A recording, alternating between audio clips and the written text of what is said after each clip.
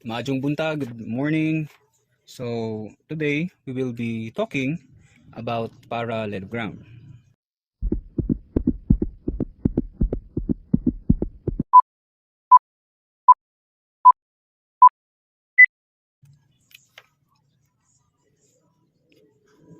Parallelogram. So kining parallelogram, by definition, it is a simple quadrilateral. So kung mahinumduman nato, a quadrilateral is just a plain polygon with four sides. So example, like kani. Yan, so that is a quadrilateral. Or this one, that is a quadrilateral. Or this one, okay, a quadrilateral. So it has four sides. So a parallelogram is just a simple quadrilateral with two pairs, with two pairs of parallel sides. With two pairs of parallel sides. So meaning, if we have a quadrilateral with two pairs of parallel sides, meaning this side and this side are parallel. Okay, so this is the first this is the first pair, and since there are two pairs of parallel sides, so we have here another pair, this side and this side. So this side and this side are parallel, and this side and this side are also parallel. So with two pairs of parallel sides, so this is an example of a parallelogram. So example ni siya sa parallelogram. So take note that these opposite sides, this side and this side, are of equal length. Now they have equal length. Yan. Equal yung length niya. So equal dito, here.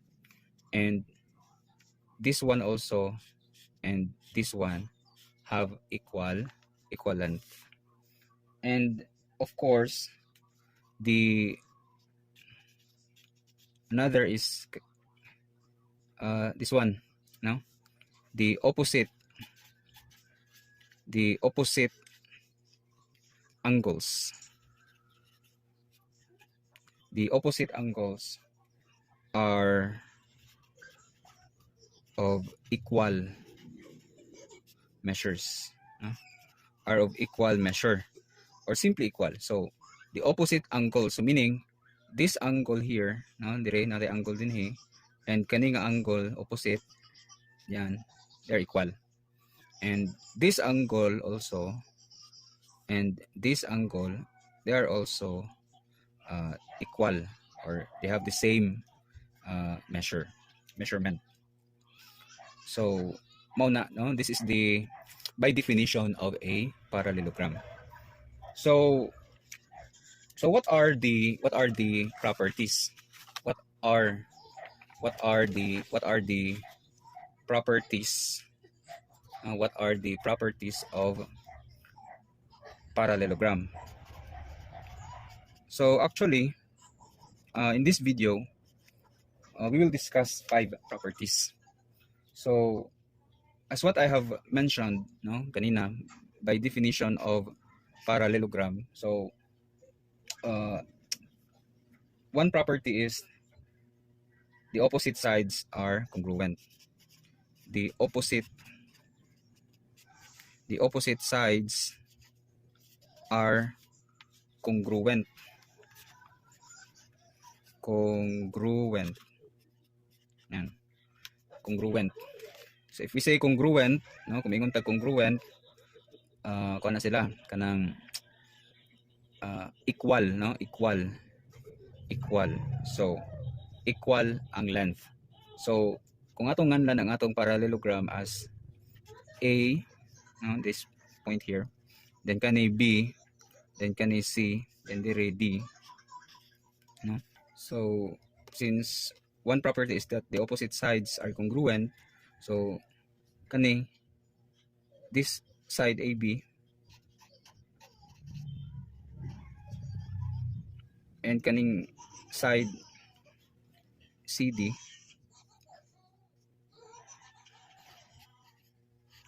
they are congruent, no? Congruent. So since they are congruent, so if AB is, let's say, 10, so kani pong CD is also 10, no? So they are equal sila, same sila og sukod, no? Since the opposite sides are congruent.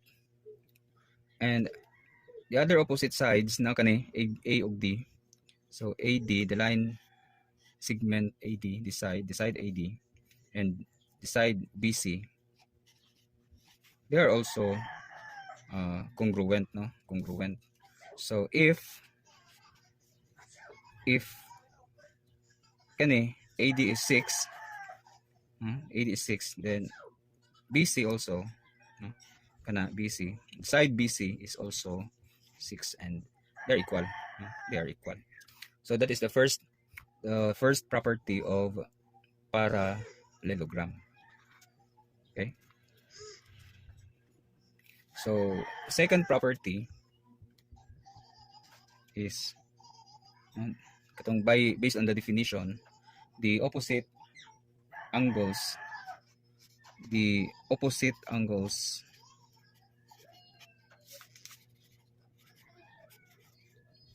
are congruent. So equal dyan na sila sukod. Equal dyan na sila sukod. So meaning kaning angle A, kaning angle A equal na siya sa angle C. Congruent na siya. Angle A and angle C are congruent. So meaning kung unsay sukod, no, the measure of angle A, kung unsay sukod ni angle A, same pud na siya, equal na sila sa sukod ni angle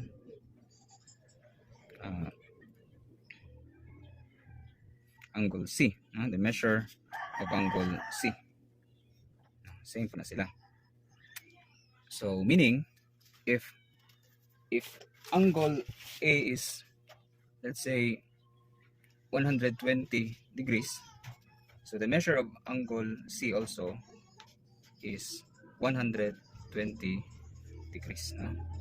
So if the measure of kani angle A is 120, then dapat kaning angle C 120 po na. Okay. Another is opposite kani, no, angle B and angle D. So angle B is congruent to angle D, since opposite man sila. So at magatbang man sila, so parehas po na sila o parehas na sila og sukod.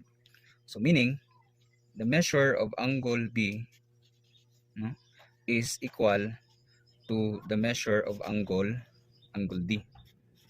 So pananglitan, no, the measure of angle B is let's say 60 degrees. So kung 60 ni, so angle D is also 60 degrees, no? So pananglitan, kung 60 ang D, so 60 degrees pod ang D, ang angle D. Okay, so mao na ang ikaduha, no, the second property of parallelogram.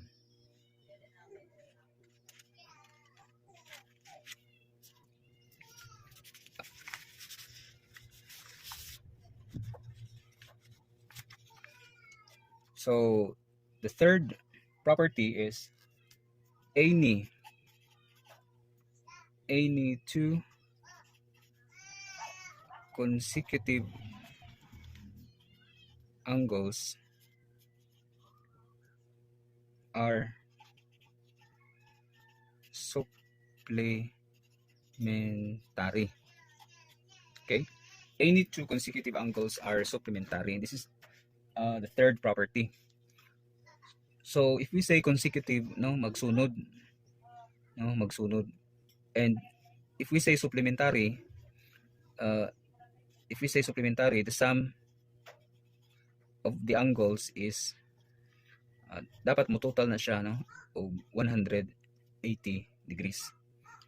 Meaning, so angle A and angle B are consecutive angles, no, magsunod sila, so kani o kani. So the measure of angle A plus the measure of angle B, since they are supplementary, it should equal to 180 degrees. No, 180 degrees based on the kaning atong ikatulo nga property. Any two consecutive angles are supplementary, meaning the sum should be 180 degrees. So basta magsunod, no, so consecutive angles. So in this illustration, angle A and angle B are consecutive angles. Another consecutive angles are B and C na magsunod. So measure of angle B plus the measure of angle C, dapat mo total ko na siya og 180 degrees. Then C and D. So the measure of angle C plus the measure of angle D, dapat mo total ko na siya og 180 degrees, no, kay magsunod man, no. Any two consecutive angles are supplementary. So magsunod man ang angle C and angle D, so the sum of these angles should be 180 degrees. Then another consecutive angles na magsunod kani A and D, no, A and D or D and A. So the measure of angle A plus the measure of angle D, dapat 180 degrees gihapon, since we are talking about parallelogram. So sa parallelogram, mao ni, no, sa third property, any two consecutive angles are supplementary. So kana. So example, so if the angle A, if kani angle A, no, is 120 degrees. So pila man, no, how much, or what is the measure of angle, what is the measure of angle B? Okay, so if the measure of angle A is 120, so plus the measure of angle B, no, pila man, what is the measure of angle B, so that the total is 180 degrees. So it should be 60 degrees, ba? 60 degrees. So angle B is here, it is 60 degrees. Okay. So since angle B is 60, angle B is 60 degrees plus, so what is the measure of angle C, no, so that the total is 180 degrees. So angle C is 120 degrees. So if 120 degrees, so if the measure of angle C is 120 degrees, so plus, what is the measure of angle D? So kung angle C is 120 degrees, what is the measure of angle D? No? So that the sum is 180 degrees. So angle D is 60 degrees. Diba? 60 degrees. So angle D here is 60 degrees. Okay? So based on the above values, no, here, so angle A is 120 degrees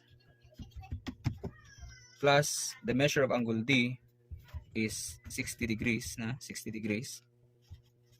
So the total is 180 degrees. So any two consecutive angles are supplementary. Now we can verify this. No, we can verify this. If you notice, no, giingon by definition, opposite angles are equal. So if you notice, angle A and angle C, since they are opposite angles, so they have the same measurement, 120 degrees. Then since angle B and D are opposite angles, so they have also equal measures, 60 degrees and 60 degrees. So that is the third property. Okay. For our fourth property, the diagonals bisect each other. Okay. So in a parallelogram, the diagonals bisect each other. So meaning, we say bisect, no? Gitunga, no? Uh, gitunga uh, into equal lengths, no? Equal lengths. So the diagonals bisect each other. So meaning, the diagonals, no? If we draw diagonals here, no? And the diagonal connecting B and D, and the diagonal connecting A and C, so they bisect each other. So we're going to make another illustration. So yan. Okay. So property number 4, the diagonals bisect each other. So we have here the parallelogram A, B, C, and D. So if we're going to make diagonal connecting AC and for BD, so bisect each other, meaning the length of this side and this side are congruent. They are equal. They are equal.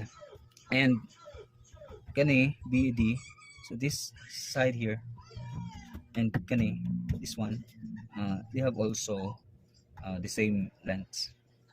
Okay, meaning if this is 8, this side is 8, so this is also 8. If this is 9, this is also 9.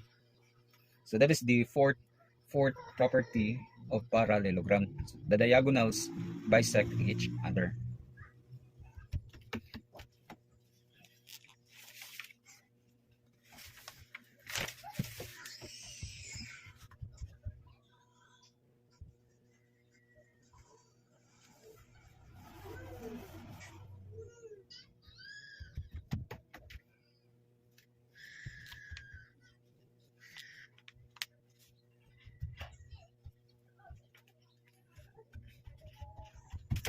For our fifth property, a diagonal of a parallelogram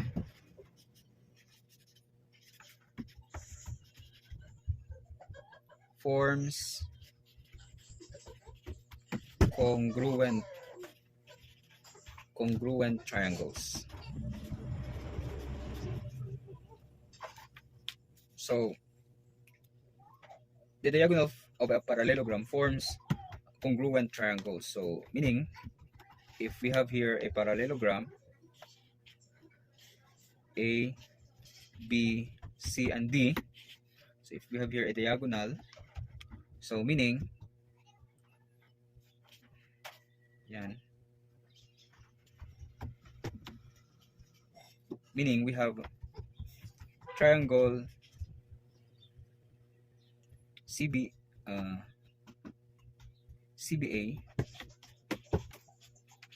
triangle CBA is congruent to triangle ADC. Yan. So congruent. So angle C, so what I did here, ang ibuhatin nagsugod ko sa kaninay 1, no? Kaning 1 lang. So C, then padong ni B, no? Padong ni kaning duha ka kulit na symbols din then padong ni A, which is padong ni 3. So congruent siya, so nasugod na sa kakudlit. So ari po ta A, then D, then padong ni C. So we have triangle ADC. So they are congruent. Or you could have triangle ABC is congruent to triangle CDA. CDA. Yan.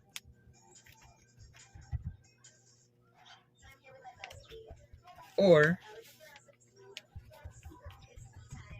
you could have a parallelogram A, B, C, and D. Then yung diagonal is dito sa BD. Okay? So we have this one. AD is congruent to BC, and AB is congruent to side CD. So there are two, in this illustration, there are two congruent triangles formed. So we have triangle A, let's say DAB.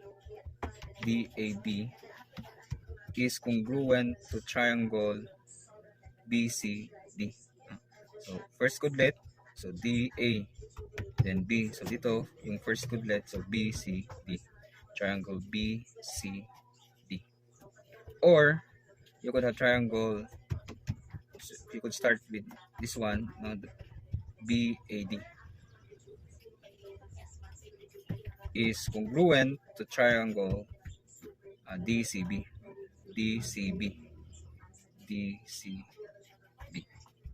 Yeah. So these are the 5 properties of a parallelogram. So as I recall, so first property, the opposite sides are congruent. Second property, the opposite angles are congruent. Third property, any two consecutive angles are supplementary. Fourth property, diagonals bisect each other. And fifth property, a diagonal of a parallelogram forms congruent triangles. So don't forget to subscribe for more to be updated, no, para sa mga iba pang videos na aking i-upload. So please subscribe and hit the notification bell. So thank you. So I hope you learned something about parallelogram.